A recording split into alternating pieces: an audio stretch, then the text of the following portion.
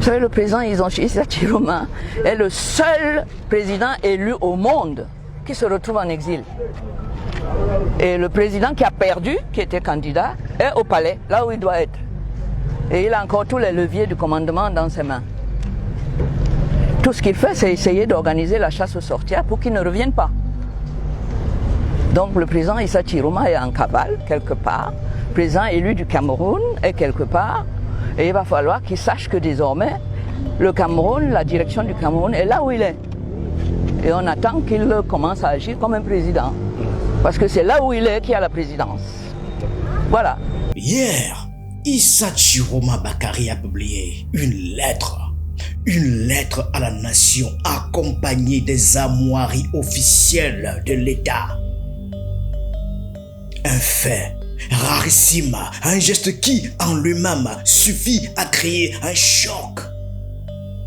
Car jamais un candidat à la présidentielle dans toute l'histoire du Cameroun contemporain n'avait osé revêtir les symboles républicains pour s'adresser au pays comme un chef d'État installé. Nous entrons là, dans un territoire que notre mémoire politique n'a jamais encore exploré. La lettre porte un en-tête simple mais lourd de sens. République du Cameroun, présidence élue de la République. Présidence élue de la République. Pour la première fois, un acteur politique revendique une présidentielle parallèle dans le cadre symbolique des institutions. Chiroma parle comme s'il avait franchi le seuil du palais. Sans uniforme, sans cérémonie, sans prestation de serment, sans tapis rouge. Un chef d'État sans État. La lettre ne ressemble pas à un discours partisan. C'est un récit, un miroir tendu à la nation. Dans sa lettre, Issa Chiroma Bakary ne parle pas seulement du présent. Il travaille la mémoire, il exhume les fondations. Il remet en mouvement des chapitres entiers de la lutte politique camerounaise. Et il le fait avec une intention précise. Rappeler au peuple que chaque génération a eu son moment de rupture. Et selon lui, 2025 est le moment de cette génération. Yaoundé, le 17 novembre 2025. Le président élu de la République. Lettre à la nation. Camerounais, Camerounais, mes chers compatriotes. Nous traversons une de ces heures où une nation se regarde dans le miroir de son histoire. Une heure où les cicatrices du passé se rouvrent, non pour raviver les douleurs, mais pour rappeler à chacun d'où nous venons. Nous vivons un temps d'épreuve, un temps où voter devient un acte de bravoure, un temps où dire la vérité est considéré comme une menace, un temps où on emprisonne les citoyens pour avoir exprimé un choix et où l'on couronne une silence maquillée en victoire. Et pourtant, vous tenez bon. Vous tenez bon comme l'ont fait les pionniers de la liberté.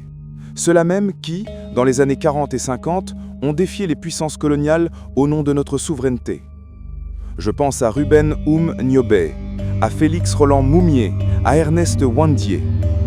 Ils ont payé de leur vie le rêve d'un Cameroun libre. Ce rêve, vous venez de le réveiller. Vous avez parlé. Et l'histoire vous a entendu. Dans sa lettre, Chiroma cite 3 noms. Ruben Nyobé, Félix Roland Moumié, Ernest Wandié. Ce choix, il n'est pas innocent. Ce choix est un acte politique extrêmement symbolique. Parce que ces 3 noms représentent la lutte anticoloniale, l'indépendance confisquée du Cameroun, les années de maquis, la répression la plus dure jamais vécue par le Cameroun moderne. Pour beaucoup, les cités revient à convoquer la mémoire interdite, celle qui ne figure pas dans les manuels officiels, celle qui rappelle que la souveraineté camerounaise est née dans le sang. Chiroma ne parle pas de leurs actions en détail. Il parle de leurs sacrifices. Et dans son texte, leur souvenir devient un miroir. Il sous-entend que les tensions actuelles, les souffrances actuelles, les injustices actuelles ne sont pas une nouveauté. Elles sont un écho historique. Elles viennent du passé, de l'histoire. Il s'adresse ainsi aux Camerounais avec une phrase très implicite. Ceux avant vous ont payé de leur vie pour que le peuple existe. Aujourd'hui, c'est à vous que revient la responsabilité de faire vivre leur héritage. Le 12 octobre 2025, vous avez déposé vos bulletins. Comme on dépose une pierre blanche sur le chemin du destin. Vous avez choisi, en pleine conscience, sans violence, sans haine. Et ce choix, une faction de l'appareil d'État tente de le confisquer. Mais votre décision est irréversible. La vérité des urnes ne se gomme pas par décret. Elle vit en vous, dans vos yeux, dans vos pas, dans votre silence obstiné. Je ne suis pas l'opposant d'un régime finissant. Je suis le serviteur d'un peuple souverain. Ce que nous vivons est une répétition de l'histoire. 1955, l'UPC gagne dans les urnes. Elle est interdite dans la rue. Ses leaders sont traqués. Le peuple est frappé. La répression devient doctrine. Mais le vent de la liberté, une fois levé, ne s'est jamais couché. 1990, les deals s'embrasent à la recherche du multipartisme. Les manifestations sont matées, des centaines de morts. Mais les partis sont légalisés. Le peuple recouvre un droit élémentaire, s'exprimer. 1992, un nouveau rendez-vous manqué avec l'histoire. Lors de la première présidentielle pluraliste, le peuple porte massivement John Frundi. Les résultats officiels sont contestés partout dans le pays. Des accusations de fraude, d'intimidation et de manipulation électorale se multiplient. Ce fut le premier hold-up démocratique de l'ère pluripartite. Un moment où l'espérance populaire a été saisie à la gorge. Un avertissement qui préfigurait les dérives à venir. 2018.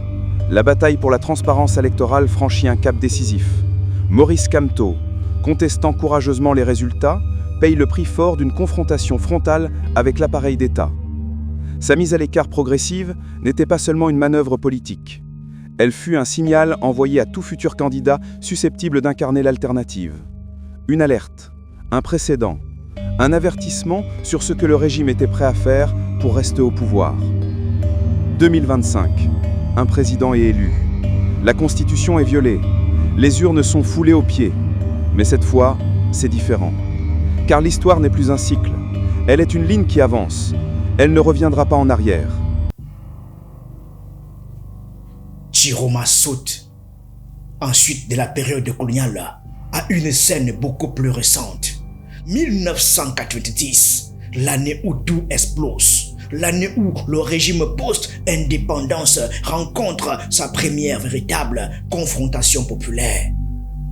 L'année où les grandes villes, Douala, Bamenda, Bafoussam, Yaoundé, deviennent des théâtres de répression. Il parle de centaines de morts. Il parle d'un pays qui réclame un droit fondamental, le multipartisme.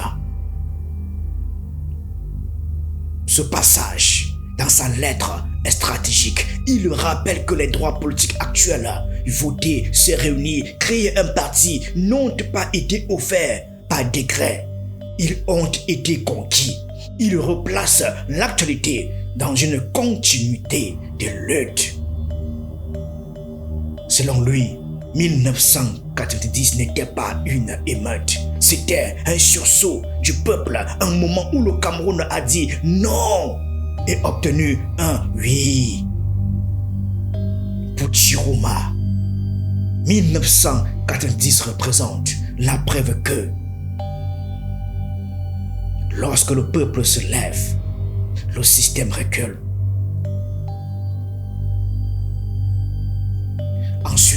il évoque 1992, première présidentielle pluraliste de l'histoire du Cameroun.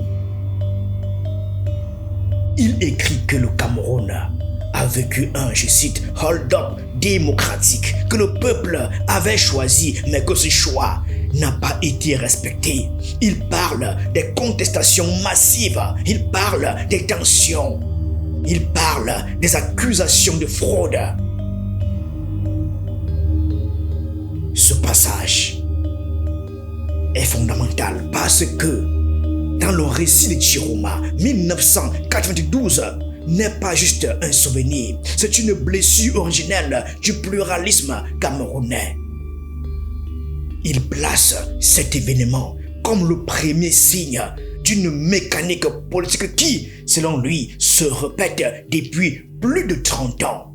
La souveraineté populaire qui s'exprime et les institutions qui la contredisent. En rappelant 1992, il tend un fil rouge, un cycle qui n'aurait jamais été résolu. Et il insinue ceci.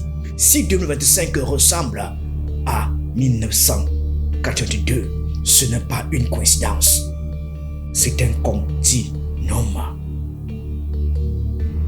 Dans sa lettre, Chiroma cite 2018. Il cite un candidat en particulier, il cite un affrontement institutionnel, il cite un prix payé lourdement. Il parle de Maurice Kamto sans même avoir besoin de prononcer son nom parce que tout lecteur sait immédiatement de qui il s'agit. Le message est clair. En 2018, le Cameroun a connu la plus grande contestation électorale de son histoire récente. Un face-à-face brutal entre un opposant frontal et un système déterminé à maintenir son contrôle. Chiroma dit que ce moment n'était pas une simple dispute post-électorale. C'était selon lui un avertissement, un précédent, un signal. Ce passage dans sa lettre a un effet immédiat. Il relie son propre moment politique à celui du principal challenger de 2018. Il construit une continuité de résistance. Et il lance un avertissement historique. Ceux qui ont levé la tête avant moi ont payé. Mais ceux qui ont lancé continuent à vivre.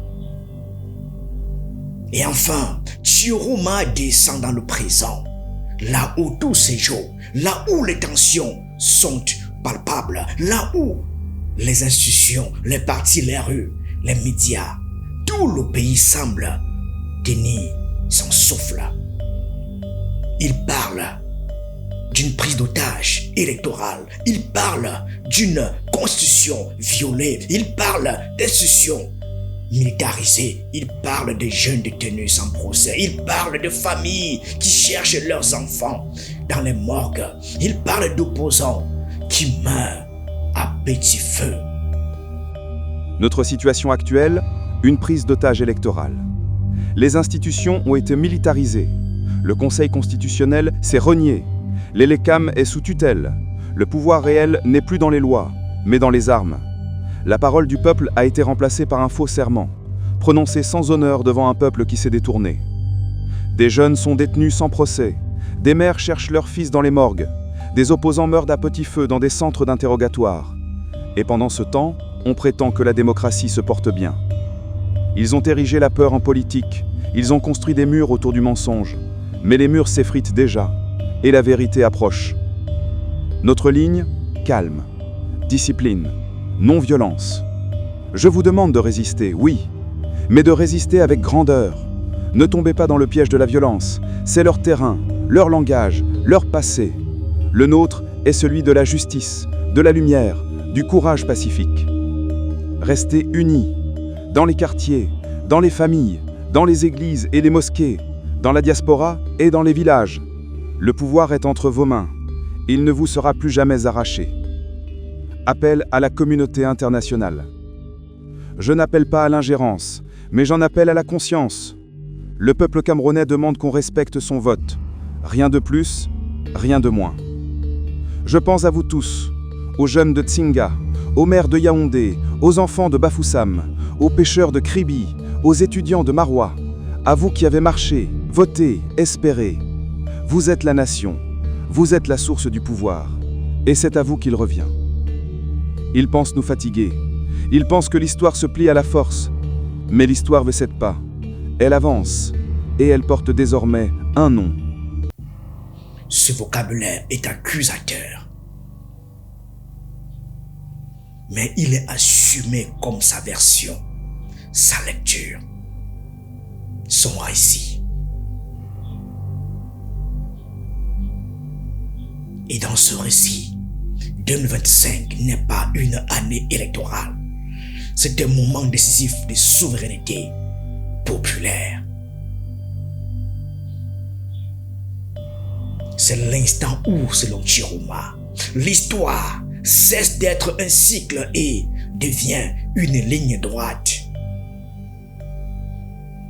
Un moment qu'il place au même niveau que la guerre d'indépendance, la libération de 1990, la fracture de 1992, la contestation de 2018.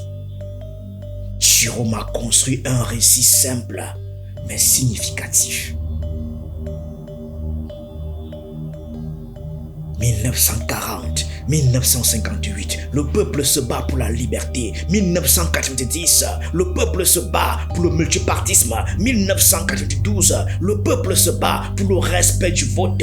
2018, le peuple se bat pour la transparence. 2025, le peuple se bat pour la souveraineté. C'est ce fil-là qu'il tisse, c'est ce fil-là qu'il revendique, c'est ce fil-là qu'il offre comme cadre de lecture.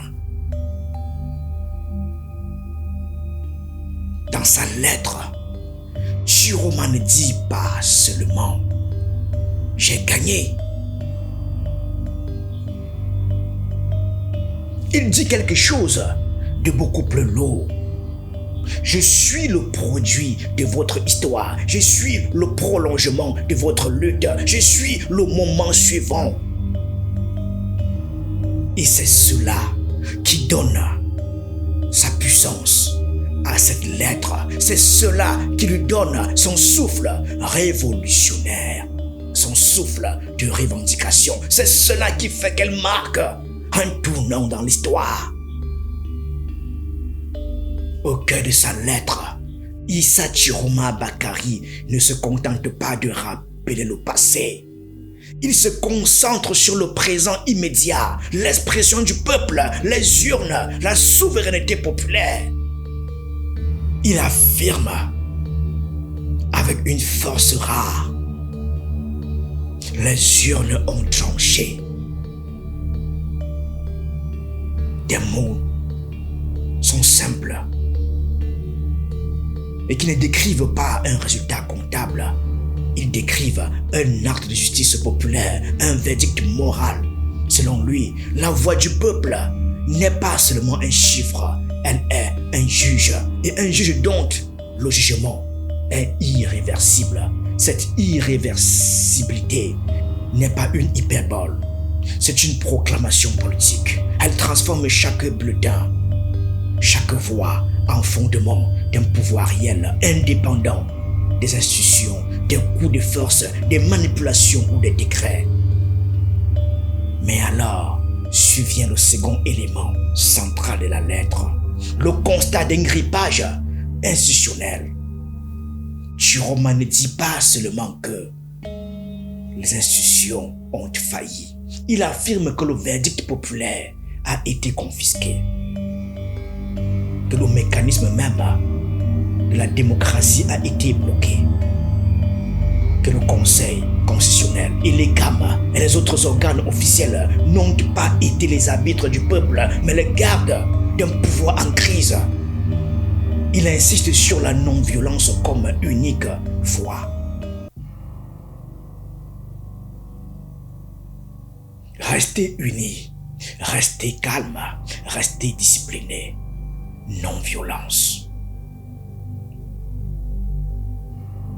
Camerounais, chers compatriotes, je vous le dis comme un fils de ce pays, comme un père, comme un serviteur.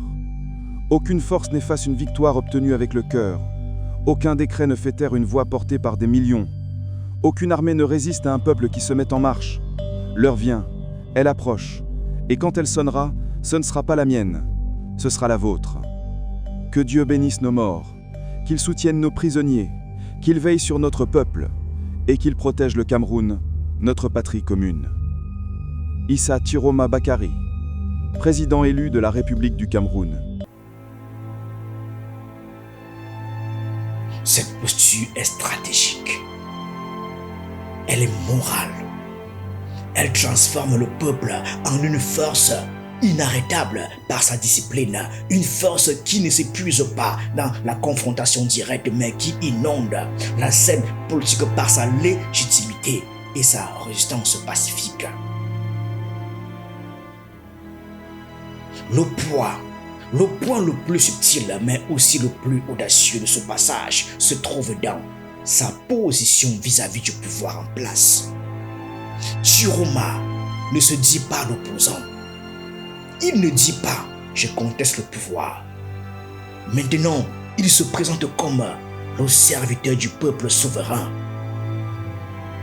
Et ce choix n'est pas un détail. Dans la rhétorique politique du Cameroun et plus largement africain, le terme serviteur est traditionnellement réservé au président en exercice, à ceux qui incarnent la fonction. En se positionnant ainsi, il opère un double geste révolutionnaire. Il déplace la légitimité du pouvoir, du statut institutionnel vers le peuple. Il s'attribue symboliquement la posture présidentielle sans encore en occuper le fauteuil. Le message: je ne suis pas un prétendant qui réclame un siège. Je suis le représentant de la souveraineté populaire et ma légitimité découle directement du peuple, pas d'un décret. Cette rhétorique transforme la lettre en acte politique fort. Elle ne se limite pas à contester un résultat. Elle institue une légitimité parallèle fondée sur la volonté populaire et le respect de la démocratie.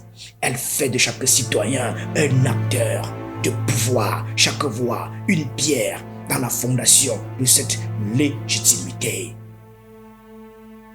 Pour la première fois depuis l'ouverture démocratique au Cameroun, pour la première fois depuis 1992, où John Frondier avait affronté le pouvoir mais jamais utilisé les attributs de l'État, un candidat revendique publiquement, solennellement, la posture d'une présidence élue.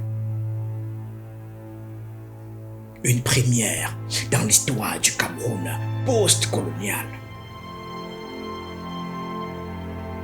Cette lettre transforme le champ politique. Elle crée un précédent.